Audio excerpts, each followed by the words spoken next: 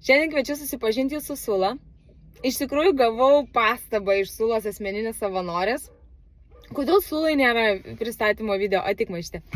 Ir truputį pajutau gėdą, nes jos asmeninė savanorė yra tiesiog auksinė savanorė ir taip užsiema su mūsų šunim, kad juos paruošia namam nuo iki. Ir aš pagalvojau, kad iš tikrųjų jinai turi teisę prašyti, kad aš padaryčiau šuniui šitą video, nes nepaisant to, kad jinai tikrai labai daug su Sula dirba, labai daug ir visur kelia ją, kažkaip žmonės nepastebi šuns, kuris yra tiesiog nuostabus ir kuris yra vertas būti pastebėtas. Tai šiandien mūsų visų Sula prisistatysim, kad galbūt kažkas pamatys ir suvoks, kad tokie geri šunys turi būti ne prieglodose, o gerose namuose. Jinai buvo paimta iš kitos prieglaudos prieš kelius metus, ją pasiėmė sūnus.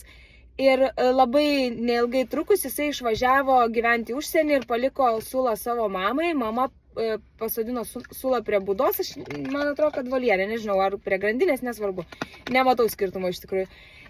Ir Sula, šitas socialus, nuostabus, fainas šuo, pragyveno tokio būdinio šuns gyvenimą, kol galiausiai mirė ta mama.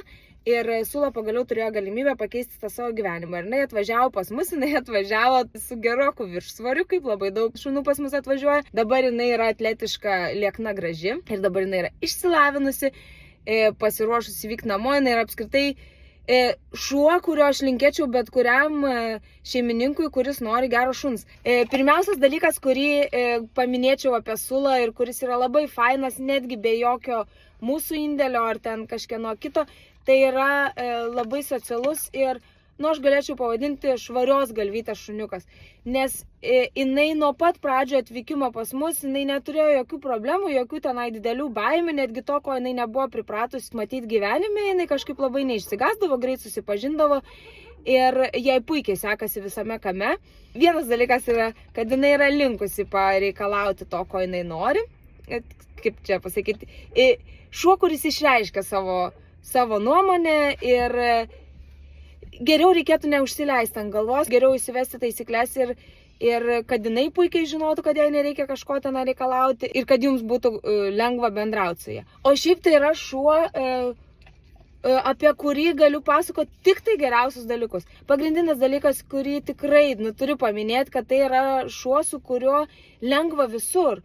Su jie lengva tiek gamtoj, tiek kažkur judrioj vietoje. Jos visiškai neerzina žmonės. Mes ją nusivedam į renginį, jinai užmiega tenai, todėl kad jinai yra iki tiek atsipalaidavus savo viduje, jinai nemano, kad aplinkoje grėsia kažkokie pavojai. Ir jai nereikia sėdėti ir bijoti, kad kažkas ten kažką padarys, kad jai reikėtų čia gintis. Nes jai taip neatrodo. Jai gyvenimas atrodo smagus dalykas ir jinai jį gyvena visa širdim.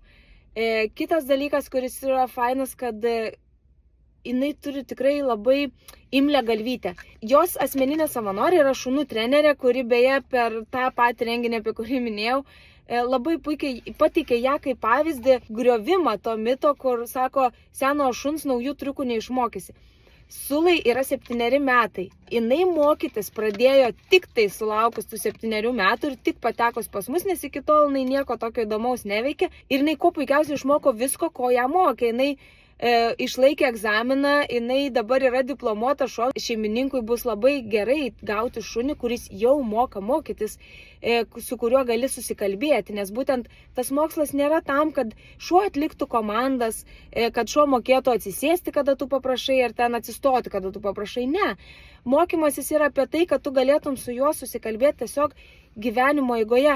Ir su Sula tai yra labai lengvai padaroma. Pirmiausia, kaip matot, maistas jai nėra paskutiniai vietoj, labai smagu yra, kai šuo yra orientuotas į maistą, daug palengvina tą bendravimą. Kitas dalykas, jinai labai girdi ir mato žmogų, jai žmogus yra labai svarbus. Vienas dalykas, kurį tikrai turiu paminėti ir kurį aš manau, kad Sulos asmeninė savanorė nori, kad paminėčiau, labai norėtumėm, kad Sula rastų namus negulėjimo ant sofos, nekalbam jau apie gyvenimą prie būdos, viskas. Jau jinai atgyveno savo prie būdos, jau mes ieškom jai namų, bet ieškom namų, kurie norėtų skirti kažkokio veiksmo savo šuniui. Kad jinai įveiklinusi tą galvytę prieglaudą, kad jinai toliau galėtų kažką veikti, nebūtinai ten eiti į visus įmanomus būrelius, kurie yra jūsų mieste, nors tai irgi labai faina ir patartina, bet bent jau, tarkim, vakarais pasimokyt kažką, pasimokyt triukų, kažkur